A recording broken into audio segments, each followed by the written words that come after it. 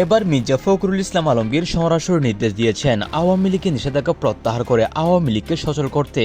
সাম্প্রতিক সময়ে এক বক্তৃতাকালে তিনি সরাসরি বলেন, বাংলাদেশের রাজনৈতিক ইতিহাসে আওয়ামী লীগ হচ্ছে এমন একটি দল যারা 1971 সাল থেকে এখনও পর্যন্ত স্বাধীনতার চেতনাকে বুকের মধ্যে ধারণ করে আছে। তারা 1971 সালের পর থেকে কখনো স্বাধীনতার বিপক্ষে যায়নি, কিন্তু বাংলাদেশে জামাত সহ কয়েকটি দল আছে যারা সবসময় স্বাধীনতার বিপক্ষে থেকে গিয়েছে। এমনকি 1971 সালে সবসময় তারা স্বাধীনতার বিরুদ্ধে গিয়ে বাংলাদেশের সাধারণ মানুষকে হত্যা করেছিল।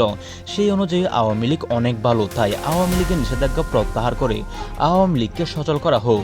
মির্জা ফখরুলের এরূপ বক্তব্যের পরপর সামাজিক যোগাযোগ মাধ্যমে ব্যাপক উত্তেজনা ছড়িয়ে পড়েছে। অনেকে বলছেন তার এরূপ বক্তব্য রাজনৈতিক প্লট উল্টে দিতে পারে, আবার অনেকে বলছেন হয়তো মির্জা ফখরুল ইসলাম আলমগীর ঠিকই বলছেন, কারণ বাংলাদেশের মধ্যে গণতন্ত্র প্রতিষ্ঠিত হতে হলে আওয়ামী লীগকে অবশ্যই প্রয়োজন।